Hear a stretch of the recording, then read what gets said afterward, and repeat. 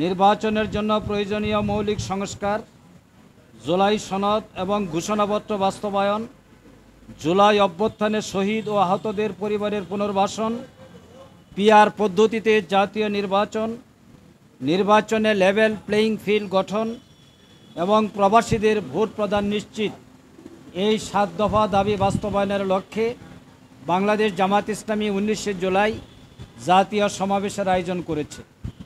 এই সমাবেশ যাতে সুষ্ঠুভাবে বাস্তবায়ন হয় সেই লক্ষ্যেই আজকে পুলিশ কমিশনারের সাথে আমাদের সেক্রেটারি জেনারেলের একটি চিঠি নিয়ে, যেখানে আইনশৃঙ্খলা পরিস্থিতি এবং শান্তিপূর্ণভাবে সমাবেশ করার জন্য আমরা পুলিশের সহযোগিতা চেয়েছি, সেই বিষয় নিয়ে আজকে বিস্তারিত আলোচনা হয়েছে।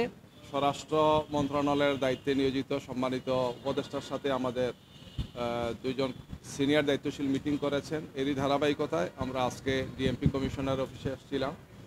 আমরা ওনাদেরকে অবহিত করেছি, আমাদের পরিকল্পনা ওনাদেরকে জানিয়েছি এবং এ ব্যাপারে প্রয়োজনীয় সহযোগিতা ওনারা করবে সেটা আমাদেরকে আশ্বস্ত করেছে। কয়েকটি বিষয়, একটি হচ্ছে যে ট্রাফিক ব্যবস্থা, যাতে আমাদের বিপুল সংখ্যক গাড়ি আসবে, প্রাইভেট গাড়ি, বড় গাড়ি, বিভিন্ন ধরনের গাড়ি আসবে, বিভিন্ন স্পটে আমাদের লোকজন আসবেন, অনেকে লঞ্চে আসবেন, অনেকে ট্রেনে আসবেন, অনেকে বাসে আসবেন, পার্সোনাল অনেক ভেহিকেলে আসবেন। এই সমস্ত বিষয়গুলো যাতে ওনারা নিশ্চিত করেন, গাড়ি ঢোকা, গাড়ি বের হওয়া, গাড়িগুলোকে এক জায়গাতে রাখার বিষয়টি এটা যাতে ওনারা নিশ্চিত করেন। এর পাশাপাশি আইন শৃঙ্খলা এবং বিশেষ করে নিরাপত্তাজনিত বিষয়গুলোকে ওনারা এনশিওর করবেন, আশ্বস্ত করেছেন। আমরা ওনাদেরকে অবহিত করেছি আমাদের পরিকল্পনা, আমরা ফার্দার আর ওনাদের সাথে যোগাযোগ রাখবো। ওনারা পরিকল্পনা নিচ্ছেন, আমাদেরও কিছু পরিকল্পনা আছে। দুটো মিলেই একটি সুন্দর, সুষ্ঠু এবং শান্তিপূর্ণভাবে এই জাতীয় সমাবেশটি যাতে অনুষ্ঠিত হয়, আমরা সেই ব্যাপারে একটি কার্যকর পরিকল্পনা নিয়েছি এবং সেটা বাস্তবায়ন হবে ইনশাআল্লাহ। এটা নিয়ে তাদের সাথে আলোচনা হয়েছে, নেক্সটে ওনাদের সাথে আমরা আরও কথা বলবো। আজকে ওনাদের সাথে আমাদের দুটিকে আলোচনা হয়েছে।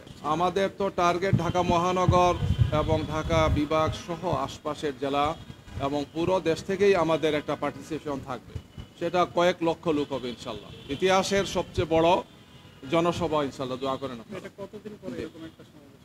5 আগস্টের পরে আর আমরা তো কোনো বড় সমাবেশ করিনি, এটাই আমাদের প্রথম বড় সমাবেশ। এই হিসাবে আমাদের জনশক্তি, আমাদের নেতৃত্বে যারা আছেন, দায়িত্বে যারা আছেন, কর্মী বাহিনী, সুদীশুবাঙ্কি, বিশাল তাদের প্রত্যাশা, সাধারণ মানুষ সহ, যে এটা ইতিহাসের সর্বোচ্চ বড় হবে ইনশাআল্লাহ। ফেসিবাদের সময় তো আসলে কেউ কোনো প্রোগ্রাম আমরা করতে পারিনি।